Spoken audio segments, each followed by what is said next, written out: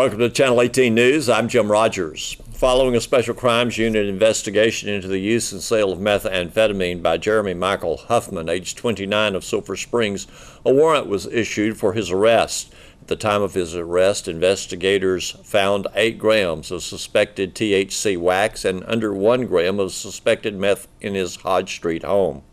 During questioning, after informed of his rights, Huffman admitted the items belonged to him.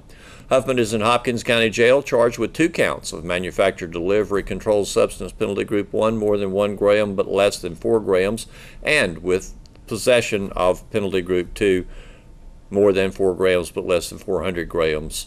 All 3 charges a felony 2. He also is charged with the penalty group 1 state jail felony.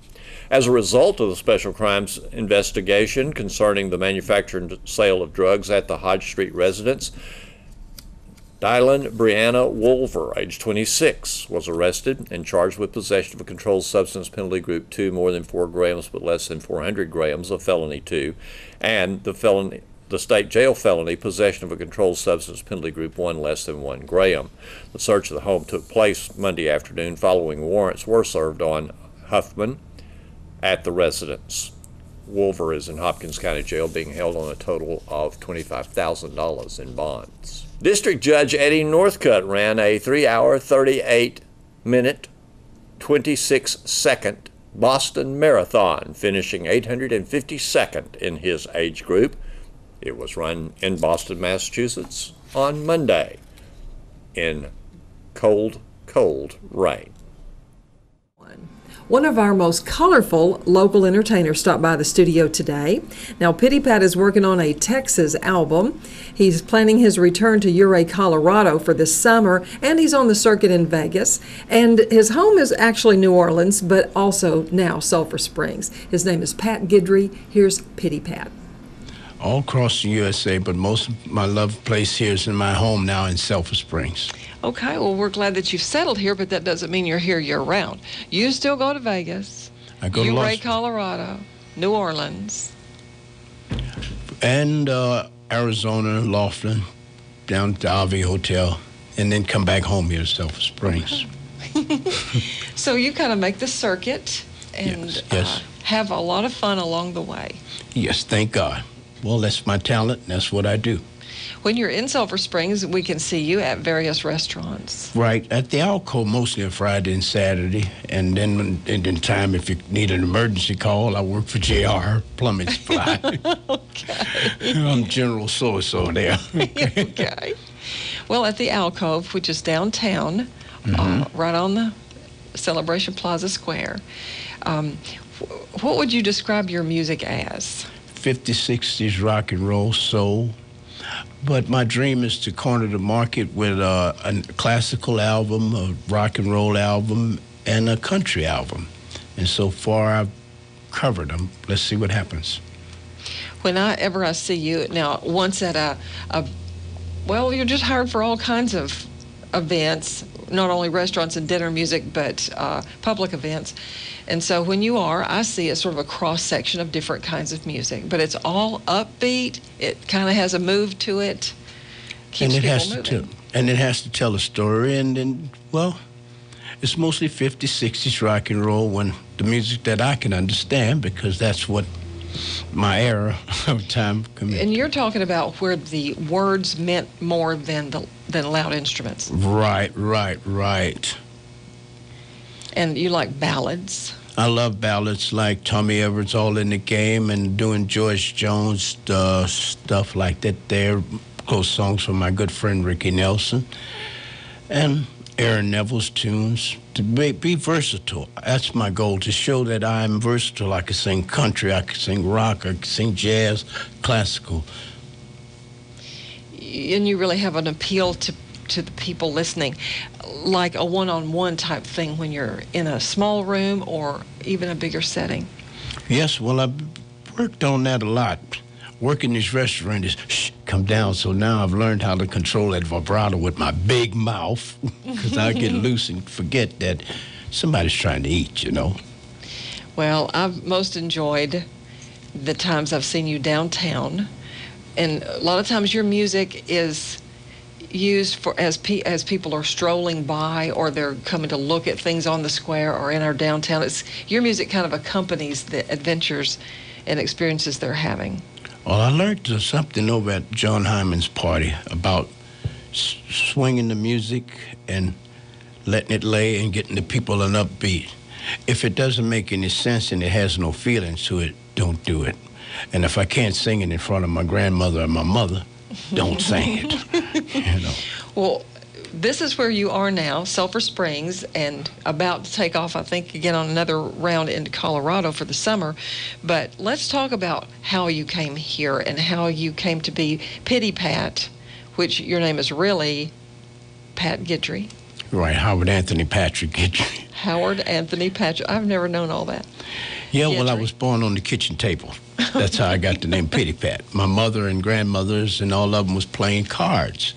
And I was born on the Battery of New Orleans at the foot of Magazine and Broadway, Leake Avenue. And the train was coming, and on one side, and the Mississippi River was on the other side, and they playing cards, so they dealt a hand, and she said, Pity Pat, push, and there I came. So she won that hand. And my two grandmothers named me Pity Pat. Well, I love it, and it works great for you. There's not any other Pity Pat that I've ever met or heard of. Oh, they're all a bunch of whole long. There was a Pity Pat's Porch in the movie Gone with the Wind. And there's Pity Pat this. That's why I named my new company Patteroo Productions. Patteroo. Yeah, Patteroo Production. That's in Associates. Okay. You Well, know, you're one of them. Okay, The thank associates you. towards the production. That has to do with the Texas album, but we're going to talk about that. We're going to kind of spread our time out here. You tell us a little bit about Las Vegas.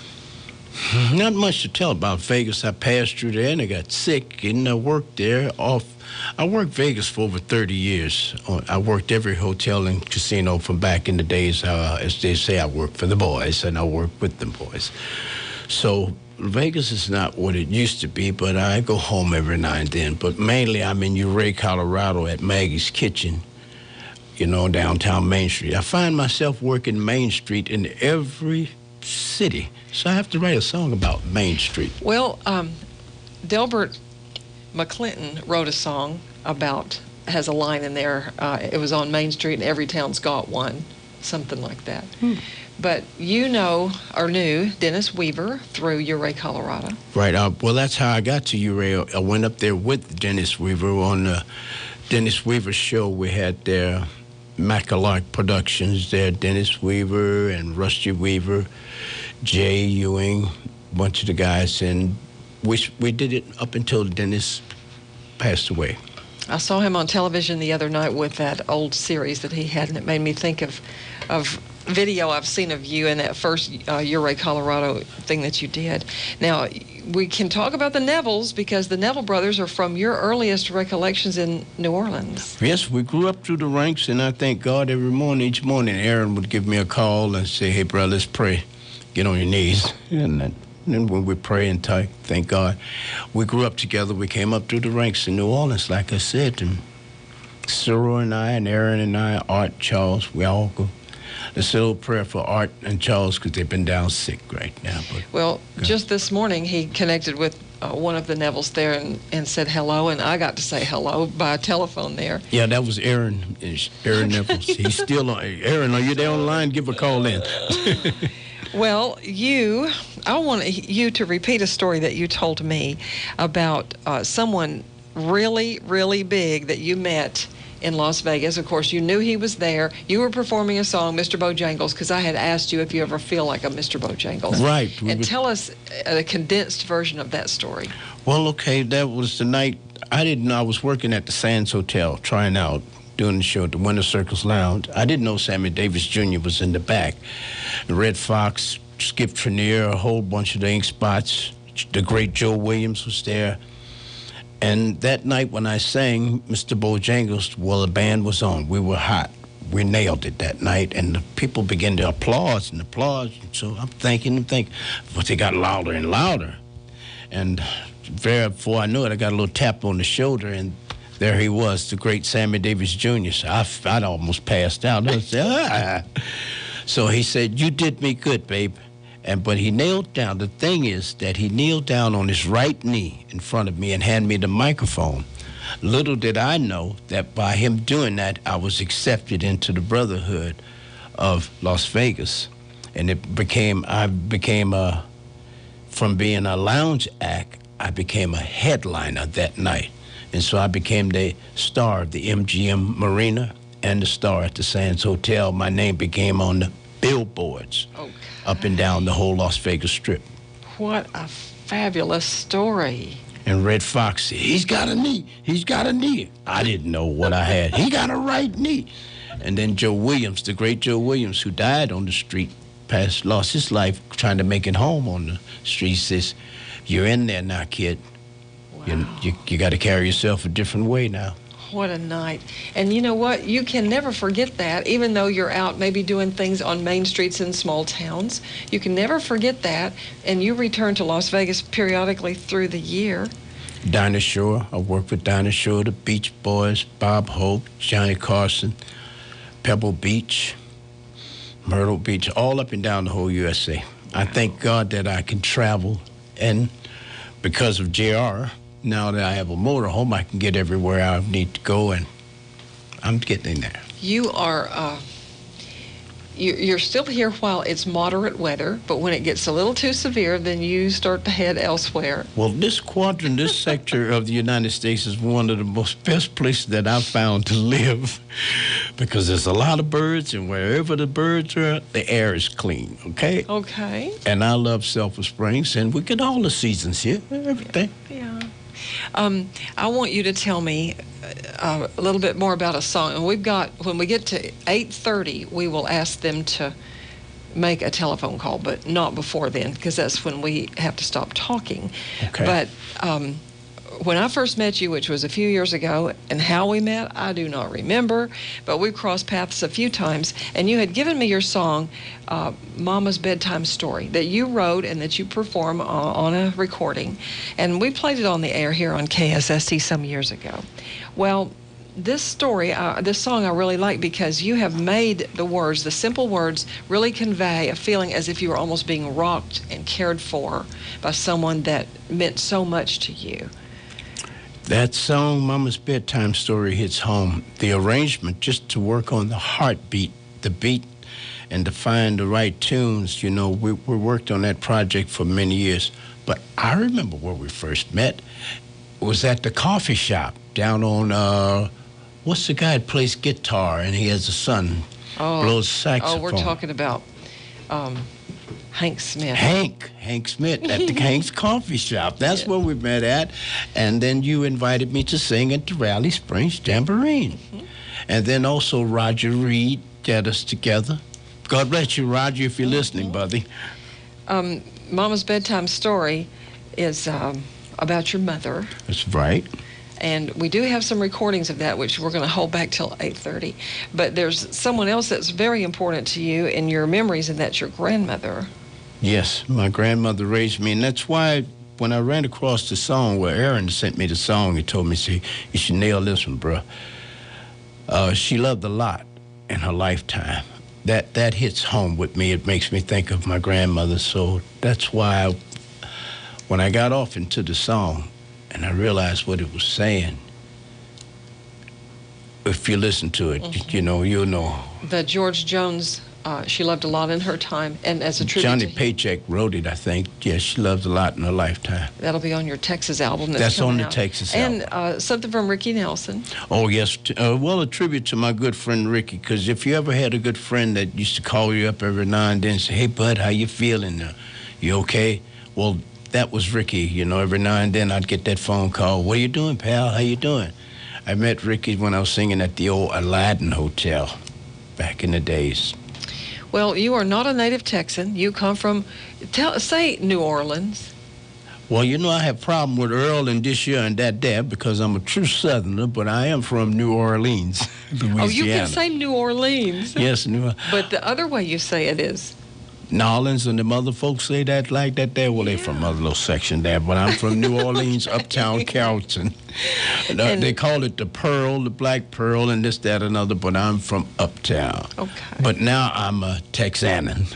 Your grandmother's house is still there, and when you go down, you work on that. I go, well, that's a promise that I made to my grandmother and grandfather, that I would always shelter and take care of home, and they knew it. I don't know how, but it's my responsibilities.